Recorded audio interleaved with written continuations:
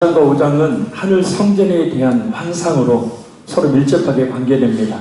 4장이 창조주 하나님에 대해 소개한다면 5장은 그 창조주 하나님의 구속 계획을 성취하신 예수님을 소개합니다. 그러면 5장을 이해하는 방법은 우리가 4장을 이해했던 방법과 같아야 되겠죠. 4장에서 보좌, 번개, 음성, 우레, 24장로, 내 생물 등을 상징적인 표현으로 사용하고 있으니 5장에서 오른손, 책, 사자, 어린 양도 역시 상징적 의미로 이해해야 합니다. 이 5장은 5부분으로 나뉩니다. 첫째 1절은 도입 부분이고, 두 번째 2절에서 4절은 누가 책에 인을 뗄 것인가, 세 번째 5절에서 9절은 유다 지파의 사장이 다윗의 뿌리가 책에 인을 떼신다는 거고, 그리고 네 번째 8절 20절은 기도와 새 노래에 대한, 그리고 다섯 번째 11절에 14절은 천사들의 찬양에 관한 내용입니다. 이 시간 우리에게 말씀을 깨달아 알게 하시는 성령님의 역사하심으로 말미암아서 큰 은혜의 시간이 되기를 바랍니다. 한번 따라합니다. 성령님, 깨달아 할 수 있는 지혜를 주시옵소서. 그래서 말씀을 통해서 예수님을 만나는 우리가 되기를 간절히 바랍니다. 8절에서 10절까지 말씀을 같이 다시 읽겠습니다. 그 도루마리를 취하심에 내 생물과 24장로들이 그 어린 양 앞에 엎드려 각각 검은 고와 향이 가득한 금 대접을 가졌으니 이 향은 성도의 기도들이라. 그들이 새 노래를 불러 이르되 도루마리를 다니시고 임금을 떼기 합당하시도다. 일찍이 죽임을 당하사 각 족속과 방언과 백성과 나라 가운데에서 사람들을 피로 사서 하나님께 드리고 그들로 우리 하나님 앞에서 나라와 제사장들을 삼으셨으니 그들이 땅에서 왕노릇하리로다 하더라. 아멘. 이 8절은 7절에서 어린 양이 보좌에 앉으신 이의 오른손에서 그 두루마리를 취했을 때 하늘에서 어린 양의 주변에 있었던 네 생물과 24장로들의 반응을 소개하고 있는 내용입니다. 그들은 어린 양 앞에 엎드린 자세를 취합니다. 이것은 하나님의 거룩하심 앞에 피조물이 취한 당연한 태도입니다. 그런데 중요한 것은 어린 양 역시도 두루마리를 취할 때 바로 엎드렸다는 거예요. 하나님 앞에. 예수님께서 하나님의 구속사역을 완전히 이루실 분이시기 때문입니다. 그래서 최고의 경배와 예배를 드리고 있는 겁니다. 하나님 앞에 나와 있는 우리의 태도는 과연 어떠한지, 이 시간에도 하나님께 예배를 드리는 우리의 태도 더욱더 하나님의 살아계심과 그 하나님의 어떤 분인지를 아는 믿음으로 말미암아서 더욱더 견뎌내 줄 수 있는 우리가 되기를 간절히 소원합니다. 하나님의 어떤 분인지를 안다면 하나님 앞에 허투루 예배할 수가 없을 것이기 때문입니다. 대부분 하나님에 대한 인식을 하지 않으니까, 하나님을 잊어버리니까, 하나님을 별로 대수로운 존재로 여기지 않으니까 예배를 엉망으로 드리는 경우가 많습니다.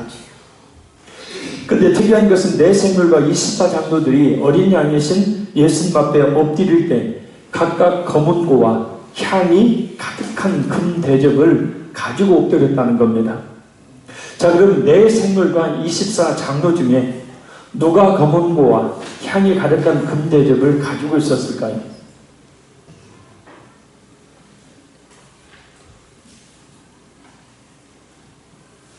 내 생물과 24장로 중에 누가 검은 고와 향이 가득한 금 대접을 가지고 있었을까요?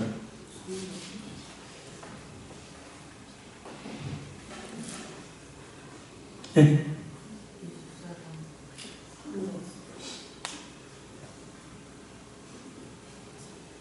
24장로입니다. 왜냐하면 24장로는 교회 공동체의 대표를 상징하기 때문이죠.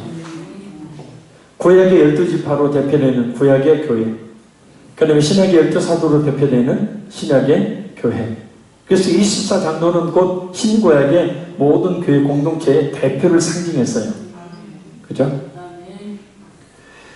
검은 고는 9절에서 새 노래와 관련되고 향이 가득한 금대접은 설명하고 있죠. 성도들의 기도라고. 그래서 하나님의 교회 공동체와 관련이 되기 때문입니다. 특히 24장로가 역대상 25장 6절에서 31절을 보면 수금과 재금과 비파를 잡아 하나님의 전에서 노래하며 섬겼던 24레위 제사장의 역할을 하고 있기 때문입니다. 먼저 향이 가득한 그 대접에 대해 살펴봅니다. 사도 요한은 이것을 성도들의 기도라고 말합니다. 근데 여기서 기도는 6장 9절에서 11절 그리고 8장 3절에서 4절의 기도와 연관이 됩니다. 자, 우리 6장 9절에서 11절 한번 읽습니다. 6장 9절에서 11절 시작. 다섯째 이를 떼실 때 내가 보니 하나님의 말씀과 그들이 가진 증거로 말미암아 죽임을 당한 영혼들이 제단 아래에 있어 큰 소리로 불러 이르되 거룩하고 참되신 대의 주제여 땅에 거하는 자들을 심판하여 우리 피를 갚아주지 아니하시기를 어느 때까지 하시려 하나이까 하니 각각 그들에게 그 흰 두루마기를 주시며 이르시되 아직 잠시 동안 쉬되 그들의 동무 종들과 형제들도 자기처럼 죽임을 당하여 그 수가 차기까지 하라 하시더라. 아멘. 심판을 빨리 내려달라고 기도하는데 예수님께서는 하나님 뭐라고 이야기하십니까? 아직 그 피가 차지 않았다. 그러니까 아직 순교자들이 온전히 순교하지 않았다라는 뜻이에요. 자, 우리 8장 3절 4절 읽겠습니다. 8장 3절 4절 또 다른 천사가 와서 제단 곁에 서서 금 향로를 가지고 많은 향을 받았으니 이는 모든 성도의 기도와 합하여 보좌 앞 금 제단에 드리고자 합니다. 향연이 성도의 기도와 함께 천사의 손으로부터 하나님 앞으로 올라가는지라. 천사가 향로를 가지고 제단에 불을 담아다가 땅의 소금에 오리와 음성과 번개와 지진이 나더라. 아멘. 자, 그 기도를 하나님이 받으시고 그 기도에 대해 따라 하나님이 응답으로 심판을 하신다라는 내용입니다. 자, 이 두 개의 본문은 인을 떼는 과정에서 소개되고 있는 성도들의 기도를 말합니다. 그 성도들의 기도에 대한 반응으로 이미 떼어져서 심판이 주어집니다. 6장에서 8장의 일곱 인을 떼는 것은 다음 주시고 그 다음 주 아주 중요합니다. 이 6장에서 8장의 일곱 인을 떼는 것은 오늘 본문의 기도와 연관이 됩니다. 어린 양이신 예수님께서 두루마리 인을 떼심으로 하나님의 구속 역사가 성취되고 그 현상으로 심판이 주어지는데 그것이 한편으로는 성도들의 기도의 응답으로 주어진다라는 사실입니다. 그렇다면 이 기도는 어떤 기도일까요? 바로 소아시아 지역의 성도들이 1차적으로 핍박과 고난 중에 올린 기도를 이야기합니다. 그것은 출애굽의 역사가 이스라엘의 부르짖음을 통해 일어나는 것과 같아요. 출애굽의 사건은 하나님께서 출애굽 사건이 있기 400여 년 전에 아브라함에게 약속하시고 요셉을 통해서 구체적으로 준비하셨던 하나님의 구속의 사건입니다. 그러나 이 출애굽의 사건이 일어나게 된 직접적인 동기는 그 고난 중에 있던 이스라엘 백성들의 부르짖음 때문이었다고 말합니다. 출애굽기 2장 23절에서 25절 말씀입니다. 여러 해 후에 애굽 왕은 죽었고 이스라엘 자손은 고된 노동으로 말미암아 탄식하며 부르짖으니 그 고된 노동으로 말미암아 부르짖는 소리가 하나님께 상달된지라. 하나님이 그들의 고통 소리를 들으시고 하나님이 아브라함과 이삭과 야곱에게 세운 그의 언약을 기억하사 하나님이 이스라엘 자손을 돌보셨고 하나님이 그들을 기억하셨더라. 아멘. 그래서 이 출애굽기 2장 23절을 보면 고된 노동으로 말미암아 탄식하며 부르짖는 소리가 하나님께 하나님께 닿아서 하나님께서 약속하신 그 가나안 땅을 기업으로 주시겠다는 언약을 기억하게 하시고 그래서 그 언약을 행동에 옮기기 시작하셨다라는 것을 알 수 있습니다. 이와 같은 형식이 바로 오늘 본문 5장 8절의 기도와 6장 9절의 11절, 8장 3절과 4절의 성도들의 기도와 연관이 되어서 일곱 인이 떼어지며 심판이 이루어지는 겁니다. 그런데 24 장로들이 보좌 둘레에 존재한다는 것은 성도들의 기도가 하나님께 온전히 상달되었다는 사실과 언제든지 하나님께서 그 기도를 응답하실 수 있다는 사실을 의미해요. 왜냐? 그들은 교회 공동체를 상징하는 대표들이기 때문입니다. 그러니 고난 중에 부르짖어 기도해야 합니다. 우리 성도들의 기도는 하나님께 이미 상달되었고 하나님께서 응답하실 기도이기 때문입니다. 우리의 기도를 통해서 하나님께서 역사하실 것이기 때문입니다. 이 말씀을 굳게 믿고 부르짖어 기도하는 우리 모두가 되기를 간절히 소원합니다. 특히 그의 나라와 그의 의를 위한 기도는 하나님께 빨리 상달되어지며 응답 역시 빠릅니다. 사실 우리 성도들의 대부분의 기도는 그의 나라와 그의 의를 구하는 그런 기도가 되어야 합니다. 세계 열방과 민족의 구원을 위한 기도, 이 나라와 유정자들과 권세자들을 위한 기도, 무엇보다 교회와 교역자 그리고 성도들을 위한 기도, 성산년들과 하나님 나라를 위해 일하고 있는 여러 사역자들을 위한 기도, 고난과 고통 가운데 있는 성도들을 위한 기도, 믿지 않는 자들의 구원을 위한 간절한 기도가 우리의 기도의 제목이어야 합니다. 하나님은 우리의 이 기도를 듣기 원하시고 이 기도에 응답하십니다. 꼭 기억해야 합니다. 하나님의 심판이 선교자들의 피가 찰 때에 특히 그들의 눈물의 기도에 대한 응답으로 이루어진다는 것을 말입니다. 누가 하나님의 나라와 그의 의를 위해 눈물로 기도하였습니까? 오늘의 기도자들은 정말 어떻게 기도해야 하는지, 무엇을 위해 기도했는지를 알고 기도하고 있는 것일까요? 아니면 아직도 그냥 자신과 자신의 가족들의 문제만을 달라고 기도하는 그런 기도만 하고 있는 것일까요? 하나님께서 우리에게 기도의 수단을 주시는 것을 가장 첫 번째는 하나님과 교제죠. 두 번째는 하나님의 뜻을 이루기 위함입니다. 그리고 세 번째가 우리의 필요로 하는 것들을 구하는 거죠. 근데 성경은 말씀하시기를 우리가 필요로 하고 바라고 원하는 것들은 구하지 않아도 우리가 하나님의 나라와 하나님의 의를 구하는 삶을 살게 되어지면 그것은 그냥 보너스로 주신다고 그랬어요. 근데 기도하는 것을 보면 대부분 보면 다 내 기도 제목 가지고 자식들 문제 가지고 여러 가지 물질의 문제 가지고 여러 가지 이 세상에 눈에 보이는 문제들만 가지고 기도하니 주님이 기가 차는 것이죠. 진짜 기도라는 엄청난 통로를 우리에게 주실 때는 그런 것 기도하라고 주신 것이 아닌데, 그래서 그런 것만 위주로 기도하는 것을 기복적인 기도, 예수님이 마태복음 6장에 정리하시기를 그것은 이방인들이 곧 예수 믿지 않는 다른 종교인들이 하는 기도다라고 말씀을 하시죠. 너에게 뭐가 필요한지 무엇이 있어야 될지 하나님은 다 아신다 하셨어요. 그건 바로 뭐냐면 우리의 때에 따라서 필요한 모든 것들을 하나님이 우리가 굳이 구하지 않아도 주신다는 거예요. 근데 단 우리는 그의 나라와 그 의를 구하는 삶을 또 그런 기도를 해야 될 사명이 있어요. 그렇게 하면 그 모든 것들은 구하지 않아도 하나님이 다 주신다고 그랬어요. 아멘. 그러니까 내 기도에 무엇이 있어야 될까? 가족들을 위하고 자녀들을 위해서 기도할 때도 그 자녀들이 영혼 구원을 위해서, 자녀들이 믿음을 위해서 기도하십시오. 성공하고 돈 많이 벌고 일이 막 사업이 잘 되고 이런 것은 기도하지 마십시오.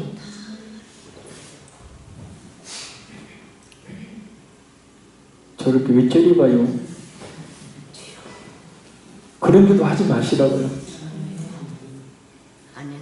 그 영혼을 위해서 기도하시고, 그 믿음을 위해서 기도하시고, 주님께 나오기를 위해서 기도하시고, 주님 앞에 바로 서기를 위해서 기도하십시오. 그러면 다른 건 그냥 보너스를 다 주신다니까.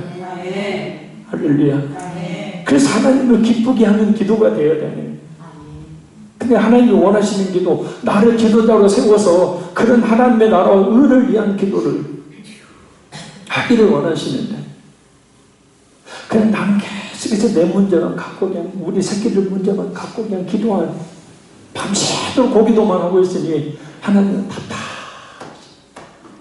야, 그거 때리면 내가 다 줄 거야.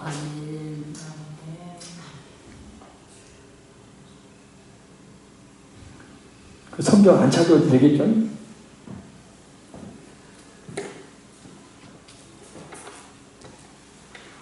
하나님 내게 무슨 기도하기 원하십니까? 요한계시록에 나와 있는 기도, 그 엄청난 기도를 들으시고 하나님은 심판을 하십니다. 성도들의 그 핍박과 선교자들의 기도예요. 그게 주님 나라가 속히 이루어지기 원합니다. 자, 이제 살펴볼 것은 새 노래입니다. 먼저 신천지에서는 새 노래를 뭐라고 하냐면 금 대접에 가득한 향은 성도들의 기도, 이건 맞아요. 근데 그것을 담은 금 대접을 사람이라고 이야기하고 향을 피우는 불은 하나님의 말씀이라고 말합니다.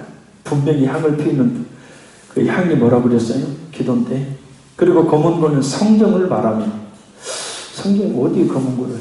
새 노래는 이 계시록을 해석하는 말씀이라고 주장합니다.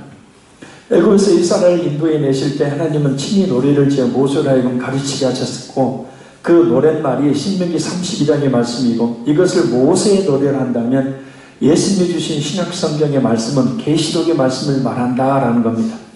그리고 이것이 새 노래인 이유는 신천지의 말씀이 지금껏 들어보지 못한 새 말씀이기 때문이라고 이만희가 쓴 요한계시록의 실상 125페이지에서 126페이지에서 주장합니다. 그러니까 새 노래는 신천지에 지금까지 들어본 적이 없는 새 말씀이라는 겁니다. 그러면서 그들이 부르고 있는 노래가 있습니다. 자료를 봅니다. 우리는 주를 보내 말씀이 육신에 대해 오신 주 우리는 주를 보내 이 땅의 영원한 통치다. 다 나와 머릿속에 경배하라. 그를 시인하라. 더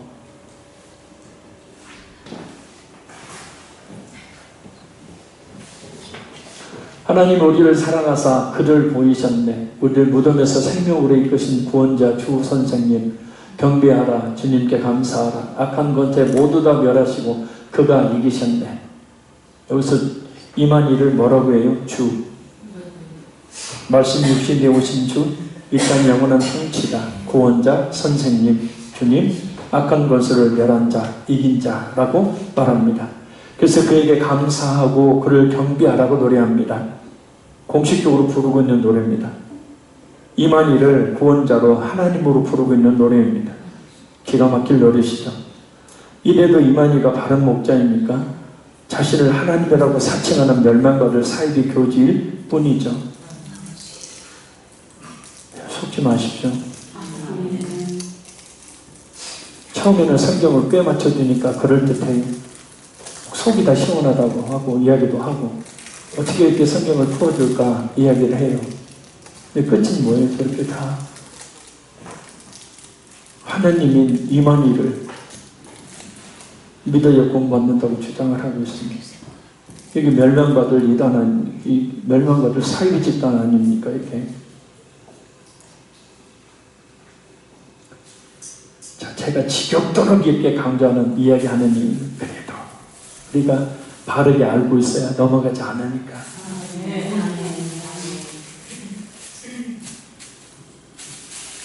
자, 그럼 오늘 본문에 나온 새 노래는 어떤 노래를 말할까요? 이 새 노래는 예수님의 부활과 관련된 구약의 모세의 노래와 대비됩니다. 또한 요한계시록 14장 1절에서 5절에 구속함을 받은 14만 4천이 부르는 새 노래와도 대비됩니다. 새 노래는 뭐냐면 새로 만든 노래가 아니고 구속과 새 창조에 대한 노래예요. 구원해 주심에 대한 노래라고요. 할렐루야. 하나님의 구원을 찬양하는 노래가 뭐냐면 새 노래. 새 노래로 부르자 날마다 하나님께 올릴 찬송을. 그래서 새 노래는 구원받은 구원의 은혜를 입은 사람이 하나님께 구원의 하나님을 찬양할 때 그것이 바로 새 노래예요. 새 노래. 신천지에서 말씀과 새 노래를 억지로 꿰맞춰서 주장하는 계시록을 해석하는 말씀이 아닙니다. 자, 그럼 내 생물과 24장로들 부른 새 노래는 어떤 노래입니까? 두루마리를 가지시고 인봉을 떼시기에 합당한 예수님에 대한 노래죠. 그래서 일찍이 죽임을 당하신 예수님에 대한 노래라고 말합니다. 자, 일찍이 죽음을 당했다라는 그 구절에 짝대기 한번 쫙 그으세요. 볼펜 있으시죠? 동그라미 쳐놓든지 체크를 해보세요. 일찍이 죽임을 당하신. 이 말이 중요합니다. 왜냐하면 이 말은 문법적으로 현재 완료형입니다. 뭐냐면 죽음의 효과의 지속성을 말해요. 예수님의 십자가의 죽음의 효과가 지금도 지속적이라는 뜻이에요. 할렐루야. 어느 시대에 살든지 그 사람이 누구였는지 예수님을 믿으면 그 십자가의 죽으심의 효과가 죄사함의 그 효력이 그에게 임해서 모든 죄를 사함받고 구원의 은혜를 잊게 된다는 뜻이에요. 할렐루야. 그래서 십자가의 피가, 이 예수님의 십자가는 믿는 자에게는 현실의 사건이 되는 거예요. 믿음 바른 것들이 세상에 보이지 않는 것들의 증거니 히브리서 13장 8절 말씀처럼 예수 그리스도는 어제나 오늘이라 영원토록 동일하시느니라. 그래서 우리가 지금 예수님을 믿어도 십자가의 효력이 우리에게 임해서 모든 죄를 씻음받고 구원을 받게 되는 거예요. 자, 그럼 어린 양이신 예수님의 죽으심이 가져온 결과는 뭔가? 바로 십자가에서 흘리신 피로 각 족속과 방언과 백성과 나라 가운데서 사람들을 피로 써서 하나님께 드렸다는 겁니다. 이 각 족속과 방언과 백성, 나라, 이것은 뭐냐면 전체 모든 이 세상에 존재하는 나라와 그 나라 안에 살고 있는 족속들과 모든 사람들을 가리켜요. 할렐루야. 근데 그 사람들을 피로 사서 하나님께 드렸다. 어린 양이신 예수님이. 사다는 말은 값을 지불하고 어떤 사람에게 대한 권리를 확보하는 의미를 지닌 동사입니다. 전쟁 포로를 속박으로부터 해방하는 의미로도 사용되는 동사입니다. 곧 예수님께서 십자가에 흘린 피를 값으로 주고 죄의 종으로 마귀에게 속박당해서 죄와 사망의 권세에 사로잡혀 영원한 멸망을 당하도록 정해져 있는 저와 여러분을 예수님이 십자가의 피라는 값을 지불하고 저와 여러분의 소유권을 예수님이 확보하셨다는 거예요. 할렐루야. 죄와 사망의 속박에 사로잡혀 영원한 멸망을 당해야 마땅한 우리를 예수님께서 우리의 모든 죄에 대한 사망의 값을 지불하는 속죄의 피를 흘려주심으로 우리를 하나님의 소유로 확보하셨다. 내가 무엇인데?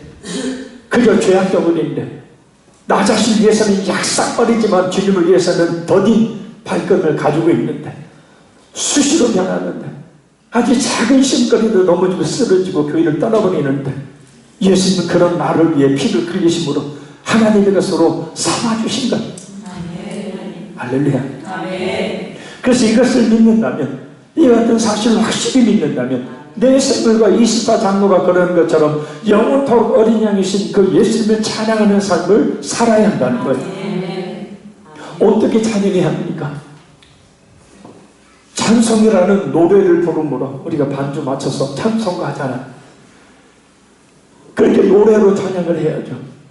그 예수님이 십자가에 피 묻는 복음을 증거하는 전도와 선교로 또 예수님의 영광을 드러내는 예수님 믿는 사람답게 사는 삶으로 찬양하는 삶을 살아야 한다는 거예요. 그러니까 우리의 찬양은 노래로 그치는 게 아니고 우리의 찬양은 우리의 삶 속에서 실제적으로 나타나야 된다는 거예요. 우리가 살아있는 유일한 목적 중에 하나가 크게 세 가지를 말한다면 첫째는 뭐라고 그랬어요? 구원받을 수 있는 기회를 주십니다. 두 번째는 주님 앞에 서기에 부끄러움이 없는 믿음 주시기 아니고 세 번째는 우리에게 자신에게 주신 전도와 성도의 사명을 감당하는 삶을 살아서 영원하려고 살게 하시는 거예요. 나 잘 먹고 잘 살게 하려고 하시는 거 아니에요. 그러니까 사업을 할 때도 어떤 일을 할 때도 이 일을 통하여 하나님의 나라를 위해서 일하겠습니다라는 분명한 솔직한 진실한 정직한 믿음의 고백으로 하게 되면 하나님이 왜 복을 안 주시겠습니까? 십자가에서 흘리신 피로 그를 믿는 모든 족속을 사신 것이마저 어린 양이신 예수님께서 두루마리의 임금을 떼시기에 가장 합당하신 이유입니다. 하나님의 아들이 죽으시는 엄청난 대가를 지불해서 그냥 공짜로 구원을 주니까 구원의 그 가치를 깨달아 알지를 못하고 구원받은 사람으로서 주님께 주신 사명을 깨달지 못하고 사는 경우들이 많은. 우리 그렇게 살지 말아요.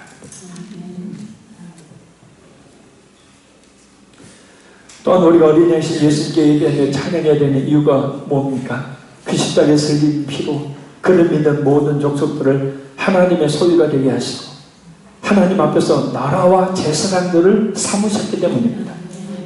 여기서 나라와 제사장은 출애굽기 19장 5절에서 6절의 말씀과 병행을 이룹니다. 세계가 다 내게 속하였나니 너희가 내 말을 잘 듣고 내 언약을 지키면 너희는 모든 민족 중에서 내 소유가 되겠고 너희가 내게 대하여 제사장 나라가 되며 거룩한 백성이 되리라. 너는 이 말을 이스라엘 자손에게 전할지니라. 아멘.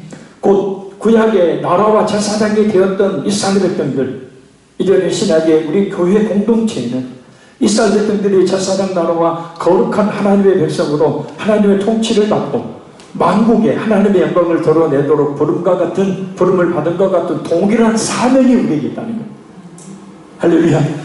나 혼자 예수 믿고 천국 가게 하는 것은 그건 일차적인 것이고 그것으로 그치는 게 아니고 우리 모두에게는 엄청난 사명이 있다는 거예요. 그래서 놀라운 축복이다. 동시에 책임이 따르는 사명입니다. 이 세상에 하나님의 영광을 드러내는 사명을 우리가 감당해야 된다는 것. 그게 뭐냐면 바로 10절에 그들이 땅에서 왕노릇하는 겁니다.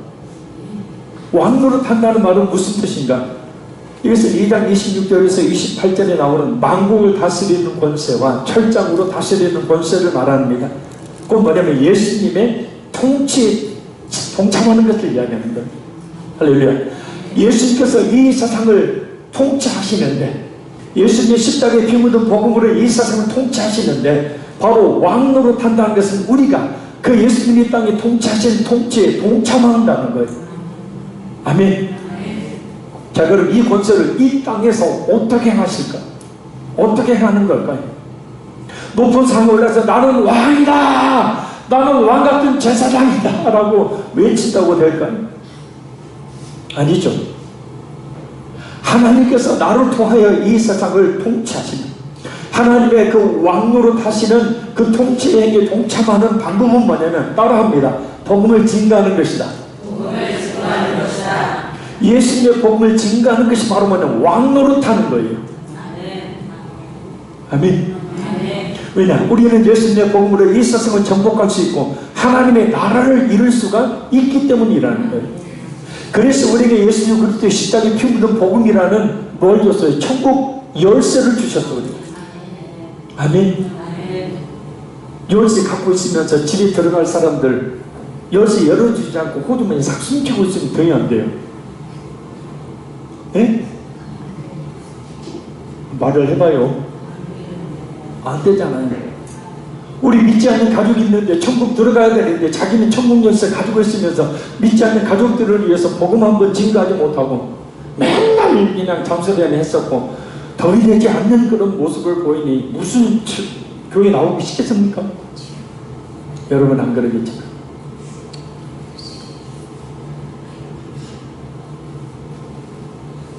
그러니 우리는 하나님 앞에서 나라와 제사장들로 전도와 선교의 삶을 살아야 하는 거예요. 내가 한 영혼을 구원할 때 바로 하나님의 나라를 이루는 거잖아요. 할렐루야. 한 영혼을 구원하기 위해서 그를 위해서 눈물로 기도할 때 제사장의 사명을 감당하는 거잖아요. 내가 바라고 원하는 기도가 아니고 한 영혼을 구원하기 위해서 하나님의 나라를 이루어 나가기 위해서 저 죽어가는 영혼들을 살리기 위해서 그 영혼들을 위해서 기도할 때 내가 바로 나라와 제사장으로서의 사명을 감당하는 진짜 하나님이 원하시는 뜻대로 사는 거예요. 직접 복음을 증거함으로 전도해야 되고 아니면 신학의 수많은 성도들이 전도와 선교하는데 자신의 몸으로 물질로 후원했던 것처럼 전도하는데 전도비를 후원함으로 그리고 세계국제에 죽어가는 영혼들을 살리는 선교비를 후원함으로 우리가 왕노릇 해야 합니다. 아멘. 그런 복음을 전하는 것만으로 왕권을 행사한다고 할 수 있을까? 아니죠. 부족합니다. 보다 근본적인 왕노릇은 우리의 삶의 모든 영역에서 하나님의 영광을 드러내는 삶을 사는 겁니다. 할렐루야. 우리 이 목사님 항상 기도하는 것, 그리스도의 편지, 그리스도의 향기를 나타내는 그런 성도가 되게 해달라는 기도를 늘 빠짐없이 하시죠. 마태복음 5장 13절에 16절에 이렇게 말씀합니다. 너희는 세상의 소금이니 소금이 만일 그 맛을 잃으면 무엇으로 짜게 하리요? 후에는 아무 쓸데없어 다만 밖에 번져 사람들에게 밟힐 뿐이니라. 너희는 세상의 빛이라. 산 위에 있는 동네가 숨겨지지 못할 것이요 사람이 등불을 켜서 말 아래 두지 아니고 등경 위에 두나니 누구든지 집안 이러므로 집안 모든 사람에게 비치느니라. 이같이 너희 빛이 사람 앞에 비치게 하여 그들로 너희 착한 행실을 보고 하늘에 계신 너희 아버지께 영광을 돌리게 하라. 지금은 안 그런데 전에는 성도들이 식당 가기가 너무 창피했던 적이 있었습니다. 왜냐하면 믿지 않는 사람들이 많은 가운데서 뜨겁게 하나님과 예수님의 이름을 불러가며 기도하고 난 뒤에 서로 호칭까지 권사님, 집사님, 목사님 부르면서 덕이 안 되는 일이 너무나 많았기 때문입니다. 식당 가서 목사님 내 돈 내고 내가 먹는데 당연히 요구할 것을 요구해야 됩니다. 그런 논리였어요. 틀린 말은 아니죠. 그러나 우리는 예수 믿는 사람이에요. 할렐루야. 식당의 청결의 상태가 좀 문제가 있어도 상이 좀 지저분해도 양이 좀 적게 나와도 맛이 좀 없어도 그것을 가지고 일하는 사람을 불러다가 나무라면 하나님의 영광은 다 시리신 김치가 되어버립니다. 반찬이 더 필요한데 일하시는 분들은 적고 바쁩니다. 그런데 직접 좀 가져다 먹으면 어디 얼마나 좋겠습니까? 그 바쁜 와중에 빨리 안 가져온다고 지쳐가면 소리치면 말은 하지 않지만 뭐라 하겠습니까? 숟가락을 좀 설거지 하다가 뭐 좀 묻었다고 불러다가 소리치면 어떻게 되겠습니까? 예수님의 영광은 어디로 가버릴까요? 그냥 조용히 다른 숟가락으로 먹으면 되지 않겠습니까? 그래야 그래요. 음식을 가지고 오면 정중하게 아이고 고맙습니다. 감사합니다. 말 한마디 해주면 얼마나 그 사람들이 예수 믿는 사람들은 다르구나 하지 않겠습니까? 입장을 바꿔서 한번 생각해 보십시오. 내가 손님이 아니고 일하는 사람이라면 어떻게 생각하게 되겠느냐. 그 애랑이 중학생이 식당에 가가지고 아줌마 반찬 좀 더 갖다 줘요. 그 얘기를 듣고 제가 얼마나 속이 상했는데, 야 니네 엄마 니네 할머니 뻘이다. 좀 정중하게 가서 말하면 어디 덧나냐. 그래서 저는 가급적이면 식당에 가서 반찬 필요하면 시키지 말고 가서 달라고 해서 먹으라고 합니다. 어제도 토요일날은 안 움직이는데 아는 목사님이 아들이 결혼식을 해서 결혼식장에 갔다가 식당에 가서 밥을 먹는데 우리가 먼저 갔는데 늦게도 목사님 사모님들 밥을 먼저 주고 나하고 집사람 밥은 안 주는 거예요. 어이씨.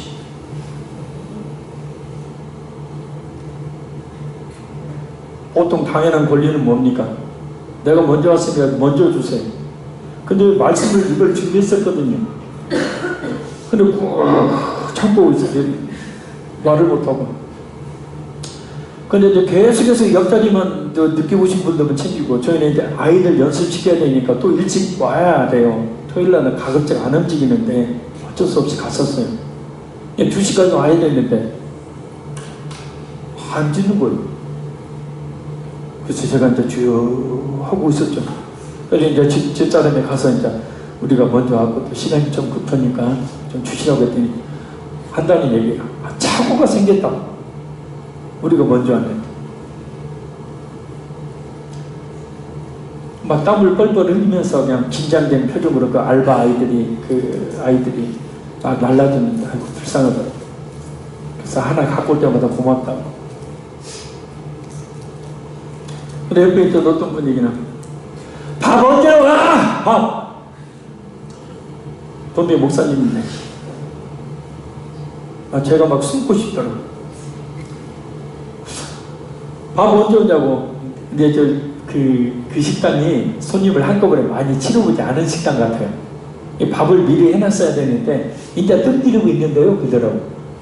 그럼 밥을 못 먹잖아요. 이게 뭐 오뎅 3개만 갖다 줘. 이 오뎅도 안 주면 나는 진짜 안 간다고 막 그러시더라고요. 아무튼 좀 멍멍이었어요.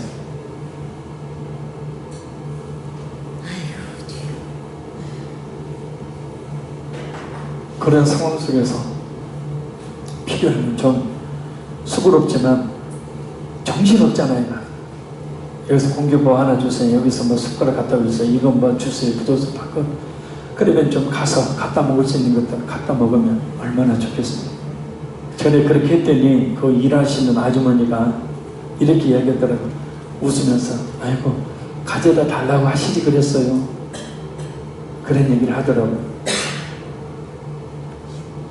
저는 이제 또 노예 목사님들하고 장로님들하고 회의를 마치고 식당에 갔는데 어느 장로님이 그 식당 도우미 아줌마한테 얼굴을 쳐다보고 하시는 얘기가 아줌마 얼굴이 이뻐서 남자 꽤나 올렸겠네. 지나친 깨졌습니다.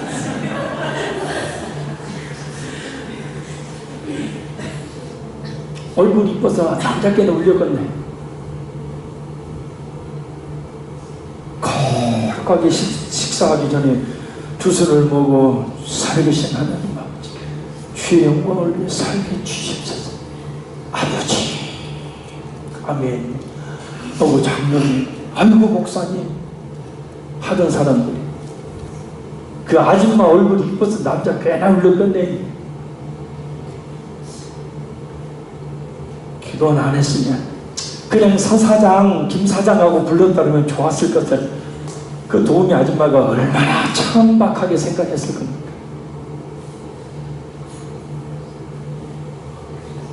여러분 도대체 우리가 얼마나 거창하게 살아서 하나님의 영광을 드러낼 수가 있겠습니까? 큰 것이 아닙니다. 어려운 건 아니에요. 믿지 않는 사람들과 분명하게 구별된 모습으로 간단히 친절하게 말하고 친절하게 행동하는 겁니다. 그러면 내가 들어와서 식당 앞에서 기도해 떠는 거 다 봤어요. 예수 믿는 사람은 다 밥을 먹었더니 막 지저분하게 여기 창세기부터 요한계시록까지 상충부터 끝까지 온통 그냥 뼈 따고 막 그냥 지저분하게 막 늘어놓고 먹지 마세요. 이왕 정리 깔끔하게 정리해가면서 먹으면 치울 때 얼마나 좋아. 그죠?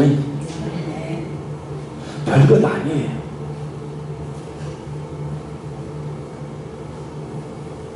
그것이 바로 왕노릇하는 겁니다.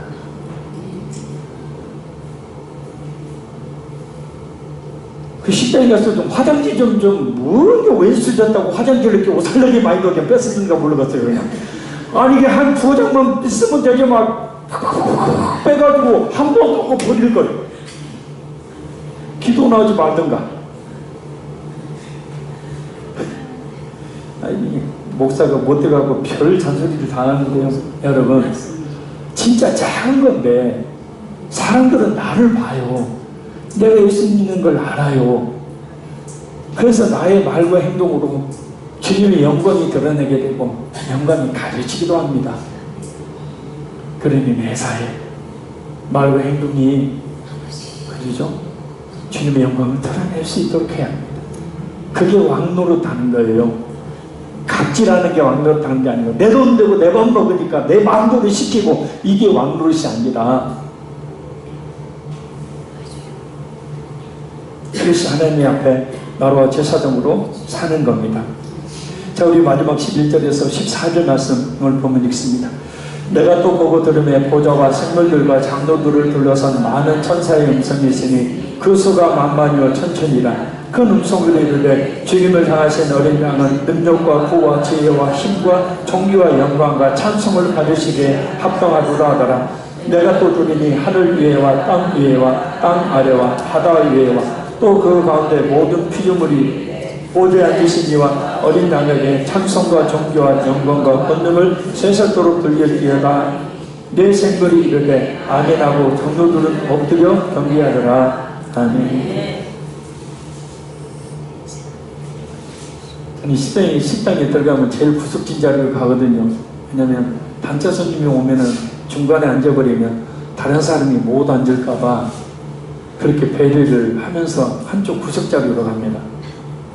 그러면 단체 손님이 오면 같이 앉을 수 있으니까 좋은데 또 가운데 자리를 찾아가 앉아버리면 단체 손님이 못 앉잖아요.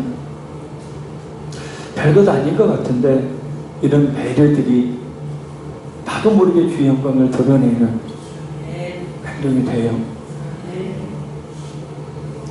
자, 이 11절, 24절은 내 생물과 24장로의 찬양에 의해서 만민과 천천만만의 천사들의 찬양과 피조물들의 찬양이 소개되고 있는 말씀입니다.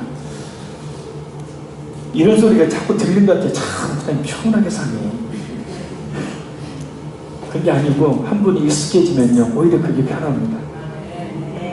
자, 먼저 11절, 12절은 천사들의 찬양에 대해 소개하고 있습니다. 그런데 천사들의 수가 얼마나 됩니까? 천천히요 만만. 곧 천사들의 수가 무수히 많다라는 걸 의미합니다. 이 천사들은 보좌와 생물과 네 생물과 24장로들 둘러서 있어요. 그 보좌와 생물과 24장로들이 하늘의 핵심적인 의미를 차지하고 있다는 것을 알 수 있습니다.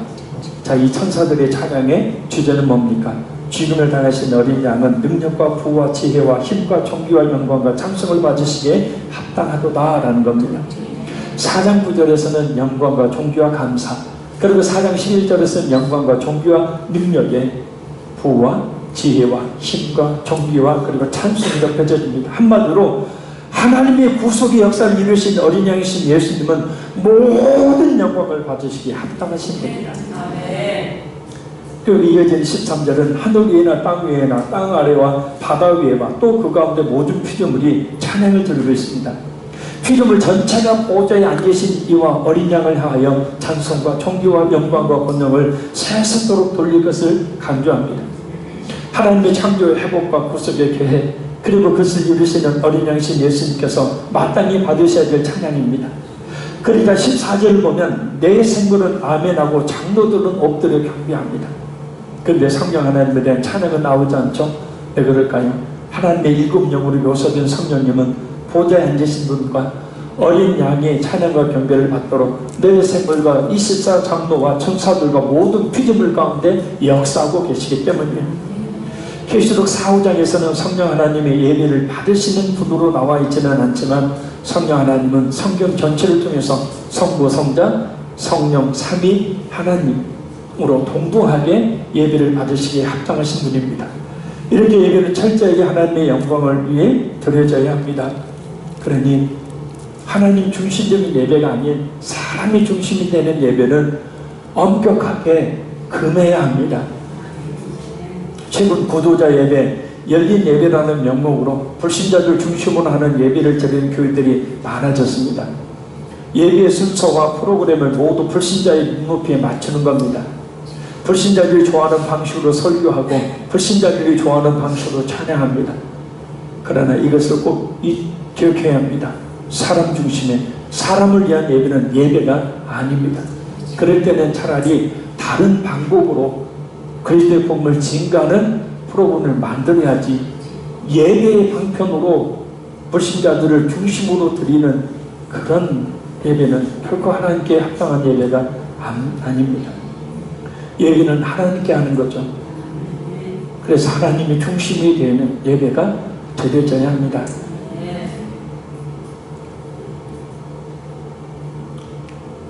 결론적으로 말씀드립니다. 우리 성도들의 기도는 향이 가득한 금대접에 담겨 하늘 아버지께 상달됩니다. 그리고 하나님은 그 기도를 들으시고 일하셔요. 특히 하나님의 나라를 이루기 위한 기도, 하나님의 공의를 시행하기 위한 기도는 즉각적인 응답이 있습니다. 그러니 늘 우리도 기도하기를 힘써야 합니다.